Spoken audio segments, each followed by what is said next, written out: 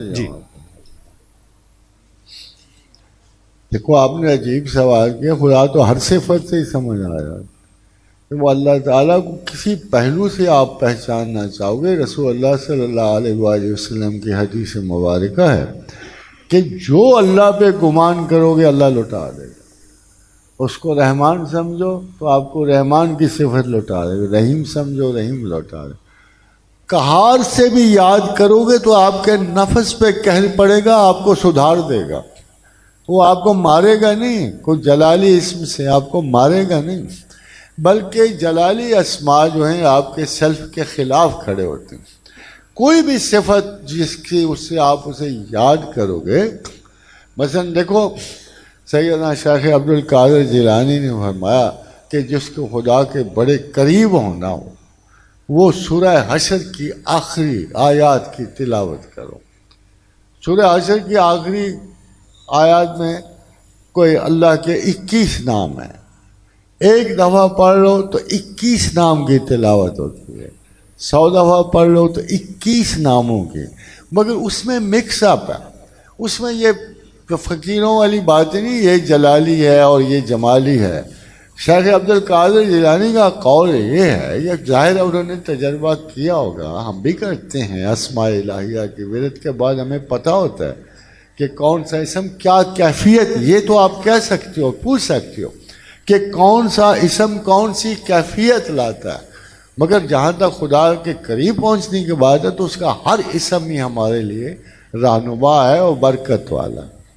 Particularly اس پہ حضرت ابو درداء رضی اللہ تعالی عنہ کی حدیث موجود ہے, اور آپ نے فرمایا کہ جو 3 مرتبہ اعوذ باللہ السمیع العلیم من الشیطان الرجیم پڑھ کر 1 مرتبہ سورہ حشر کی آخری آیات کی تلاوت کرے گا, 70,000 ملائکہ صبح سے شام تک اس کی مدد کریں گے, معاونت کریں گے, حفاظت ہوگی.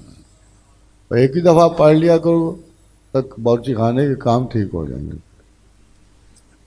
چلتے پھرتے سو بھائی 70,000 فرشتے بہت ہوتے ہیں, آپ کے سارے کام سنور جائیں گے.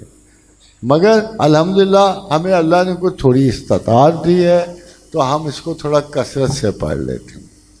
اب بہت سارے لوگ ایسے بھی ہوتے ہیں, دراصل ہمارے ہاں اندرونی طور پہ خلفشار مچا ہوا ہوتا ہے.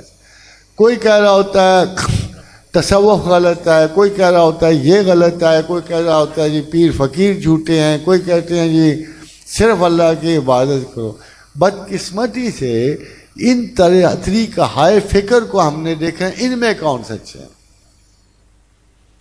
حاضرین حضرات, اگر آپ نے سچائی کا فیصلہ کرنا ہو تو آئیے دیکھیں گروہ کون سا سچ ہے. قرآن حکیم میں آیت ہے کہ ان الذین فرقوا دینہم, جن لوگوں نے اپنے اپنے دین میں فرق کر دیا. وکانوا شیعا, صرف فرق ہی نہیں کیا زبانی بلکہ آؤٹ آف دی کنٹری. ہمیں صرف ایک بات کا فرق پڑا, سچی بات بولو, ہم بے ایمان بہت ہو گئے.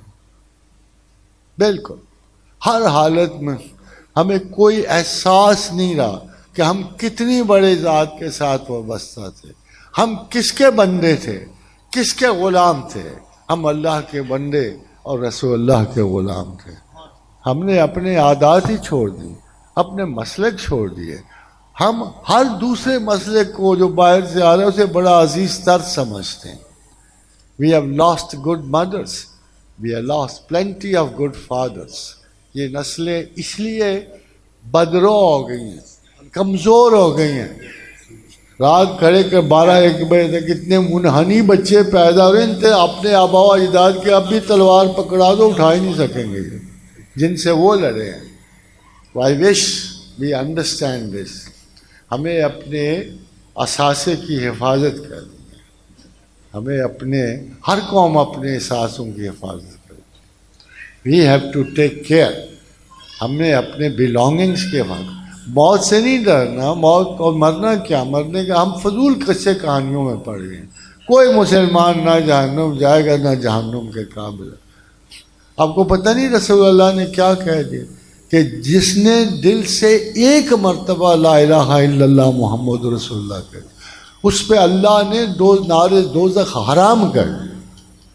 جس کی آنکھ سے ایک آنسو نکلا خدا کے لیے مکھی کے سر کے برابر اور ڈھلک کر اس کے رخسار تک آ گیا، وہ ہمیشہ کے لیے دوزخ کی آگ سے آزاد ہو. اتنا سستا سودا اور اتنے مہنگے ایٹیچیوڈ ہیں لوگوں کے. Let's go back, let's find a way to our prophet and God.